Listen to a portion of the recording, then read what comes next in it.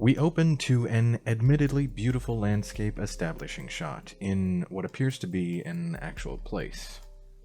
Next, we see Hiccup looking out over a similar landscape. Then it cuts to Gerard Butler in a shot recreation of the original, when he was voyaging to the Dragon's Nest. Then it fades to another shot recreation of Gerard Butler standing at the entryway of the Dragon's Nest. There is a voiceover of Gerard Butler delivering the line, "When you carry this axe, you carry all of us with you." For comparison, "When you carry this axe, you carry all of us with you."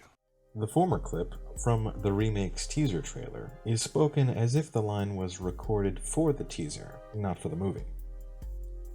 The latter, from the original, is well delivered and within context. When it cuts to the close-up of Gerard Butler, his fur cloak is tinged green around the edges, as well the sides of his head and his hands, while in motion, seem poorly composited. Nearly every shot in this teaser that has actors within 50 feet of the camera looks flat, or at least noticeably green screened. For those of you who don't know, if you do green screen right, the audience is generally not supposed to notice it, or even think of it. Also, the horns on his helmet and the weird spikes on his gauntlet look oddly plastic, though this may just be the lighting or other poor effects.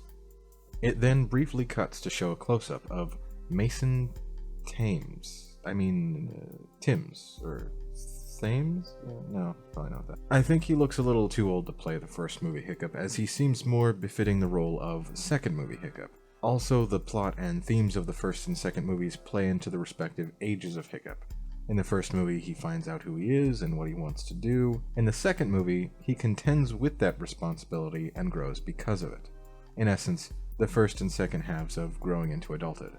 Hence, the issue with the actor's apparent age being important. Next, we cut to an establishing shot of the arena. I think it looks good, except for the fact that it looks AI generated. Not that I have anything against the use of AI assisting artists with certain things, but this looks cheap. Just look at how haphazard those houses in the background look. No roads or pathways connecting most of them. And that bridge spanning the stream is quite awkward, as normally you would build it so that the 2 points of land on opposite sides of a body of water that are closest to each other are connected by the bridge, not whatever this is. Granted, this is a bit of a nitpick, but they bothered to put it in the teaser, so I'll bother mentioning it. Next, we cut to another shot recreation of Mason Thames delivering the line, "Dad, I can't kill dragons." Odd delivery, but okay. For comparison, "Dad, I can't kill dragons." The original line is delivered with significantly more emotion than the imitation, and while the new version is not terrible, it is certainly found wanting. Then it cuts to Mason Thames standing in front of the portcullis opening to the arena, in a shot recreation of the original, after which we are shown the dragons. And might I just say, they look just like the originals, except without soul. The face designs of the dragon extras in those two shots are lifeless and or animalistic, though it is somewhat hard to see. In the original, the dragon extras had little expressions, emotions, and faces that registered to the audience, making the dragons characters. I could go on and on about the little background expressions that the animators gave all the dragons, and what they meant in the scene, but that would get tedious, so I'll leave it as an honorable mention. Then we see the extras lined up and bashing their shields and chanting, and everyone looks like just guys, like real people. Like these are just real dudes doing this, not highly stylized, muscle-bound Vikings who have a decent shot at killing dragons. But instead, a bunch of extras, fresh off the sets of Rings of Power, albeit with a little more fur added.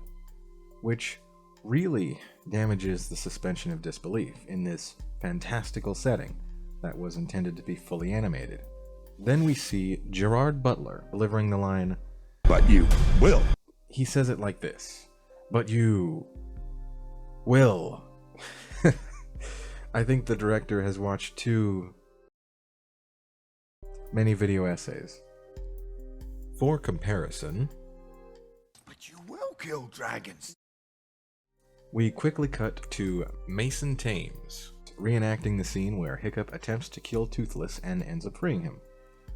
Oddly enough, Toothless's pupils are dilated, indicating pleasant feelings or a relaxed demeanor. Has he read the script?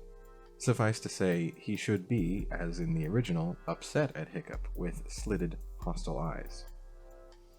Also, the Toothless design is the same as the original, bar nothing.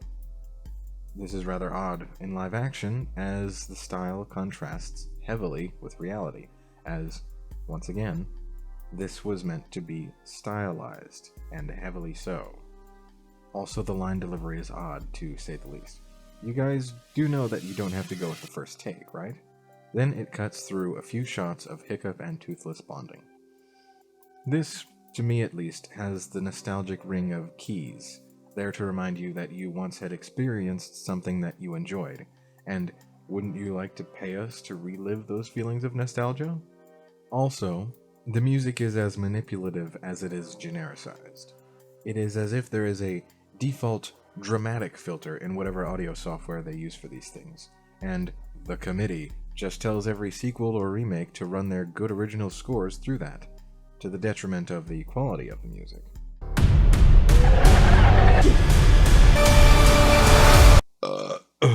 And, if all of that wasn't superb enough, it is being released in theaters with a 3D option, so you can listen to keys jangle and get a headache. Hey there, thanks for watching. You can find me on the platform formerly known as Twitter, as well as here. On X, I usually just save memes and stuff, and on YouTube, I give my 10 cents. Thanks again, and goodbye.